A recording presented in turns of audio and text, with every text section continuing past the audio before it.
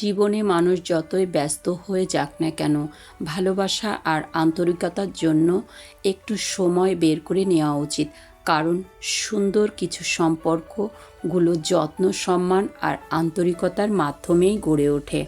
আসসালামু আলাইকুম প্রিয় আপুরা আমার, কাছে দূরে, দেশ অথবা প্রবাস, যে যেখান থেকেই আমার এই ভিডিওটা দেখছেন, সবাইকে জানাচ্ছি আমার অন্তরের অন্তঃস্থল থেকে প্রাণ ঢালা অভিনন্দন এবং ভালোবাসা। আশা করি আল্লাহর রহমতে আপনারা সবাই ভালো আছেন। আমিও আলহামদুলিল্লাহ আল্লাহর অশেষ রহমতে খুব ভালো আছি। তো যাই হোক, আজকের ব্লগের শুরুতেই আপনাদের আমি দেখাচ্ছি খুবই সহজ এবং মজাদার একটা আমের পুডিং। কারণ আজকে আমার মেয়ের কয়েকজন জাপানি বান্ধবী আমাদের বাসায় আসবে। ওরা যেহেতু জাপানি, তাই আমাদের মতো ঝাল মশলাযুক্ত খাবার ওরা একদমই খেতে পারে না। তাই ভাবলাম এমন কিছু বানা যেটা ওরা নিশ্চিন্তে খেতে পারবে এবং খেতেও ভালো লাগবে, স্বাদও হবে। আমি শুধু এই আমের পুডিংটাই বাসায় বানিয়েছিলাম, যেহেতু আমাদের রান্না বা আমাদের ঝালযুক্ত এরকম মশলাযুক্ত তেলের খাবার ওরা একদমই খেতে পারে না। আমি ওদের জন্য বাইরে থেকেও আরও অনেক খাবার অর্ডার করে নিয়েছিলাম। সাধারণত জাপানিজরা অন্য কারোর বাসায় গেলে তারা তাদের ঘরের খাবার একদমই খায় না। তারা সাধারণত বাইরের খাবার খেতে স্বাচ্ছন্দ্য বোধ করে। তো যাই হোক, আমিও ব্যতিক্রম কিছু করি না। তাদের পছন্দ অনুযায়ী আমি বাইরে থেকে খাবার অর্ডার করিয়ে এনেছিলাম আর নিজের হাতের খাবার হিসাবে এই আমের পুডিংটা তাদের জন্য রেখেছিলাম। কারণ বরাবরই আমার মেয়ের বান্ধবীরা আমার হাতের এই পুডিংটা অনেক পছন্দ করে। তাই ভাবলাম অন্য কিছু না দিয়ে, যেহেতু জাপানেও গরম পড়েছে, তাই এই আমের পুডিংটাই তাদের জন্য বানাই। আর এই বানানোর সময়গুলো মুহূর্তটা আমার আপুদের সাথে আমি শেয়ার করি, যাতে এই মুহূর্ত থেকে এই রেসিপিটা দেখে আমার প্রিয় আপুদের মধ্যে যদি কোনো আপু একটু হলেও এই পুডিংয়ের রেসিপি থেকে কিছু শিখতে পারে, তাহলে হয়তো আমি আল্লাহ তাআলার কাছেও কিছু সোয়াব পাবো আলহামদুলিল্লাহ। আজকে আমি আম দিয়ে খুব সহজে একটি পুডিং তৈরি করেছি। এটি বানাতে খুব বেশি সময় লাগে না। সাধারণত ডিমের পুডিং বানাতে অনেক গ্যাসের অপচয় হয় এবং অনেক বাচ্চারা ডিম খেতেও পছন্দ করে না। তবে আমার মনে হয় যে বেশিরভাগ বড় বা ছোট যে কেউ হোক না কেন, আমের এই পুডিংটা আশা করি সবাই পছন্দ করে বা করবে। একবার হলেও আপুরা এই পুডিংটা ট্রাই করে দেখতে পারেন। গ্যাসেরও তেমন অপচয় হয় না। প্রথমে আমি পাকা আম নিয়েছিলাম, কিউব করা আম কিছু 250 গ্রাম পরিমাণ আম নিয়েছিলাম এবং আধা কেজি পরিমাণ আমি ঠান্ডা দুধ নিয়েছিলাম এবং পরিমাণ বা স্বাদ মতো চিনি নিয়েছিলাম।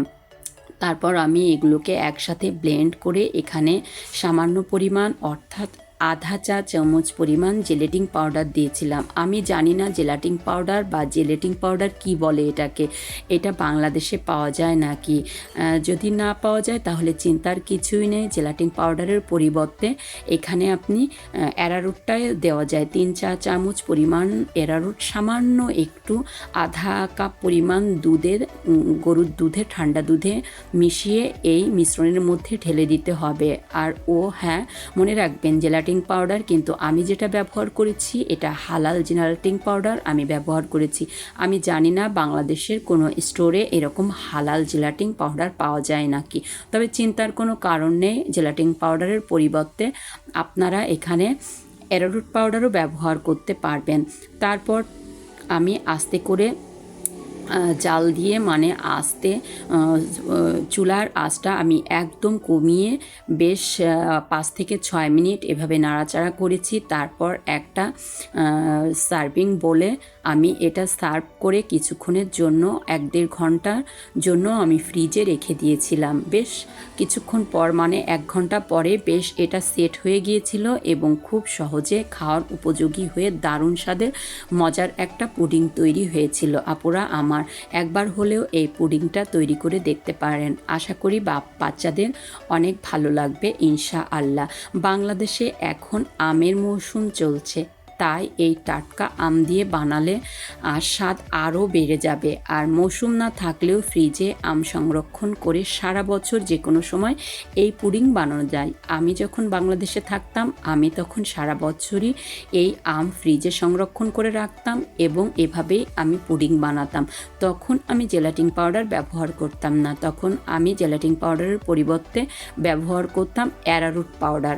বাচ্চারা এই পুডিং খুবই পছন্দ করে আর অতিথি আপ্যায়নের জন্য এটি একটি দারুণ ডেজার্ট। প্রিয় আপুরা আমার, আজকে জাপানিজদের একটা বাস্তব বিষয় আপনাদের সঙ্গে শেয়ার করছি। জাপানিজরা সাধারণত আমাদের মতো হঠাৎ করে কাউকে বাসায় আসার জন্য বলে না। আমরা যেমন আন্তরিকতা থেকে বলে ফেলি একদিন আমাদের বাসায় আসবেন, কিন্তু বিষয়টা তেমন নয়। তারা আগে থেকেই সময় ঠিক না করে কাউকে ঘরে আমন্ত্রণ জানান না। শুধু তাই নয়, নিজেরাও বিনা নোটিশে কারো বাসায় যেতে পছন্দ করেন না।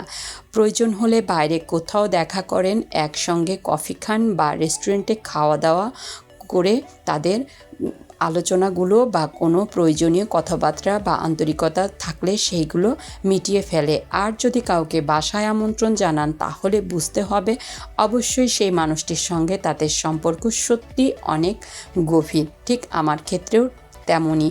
আমার মেয়ের সাথে এই জাপানিজ মেয়েগুলোর 10 বছরের সম্পর্ক। সেই ছোট থেকেই তারা একসাথে মিশছে, সেই কারণে আন্তরিকতা থেকেই আমার বাসায় তারা প্রায়ই আসে এবং আজকেও তাই আসবে।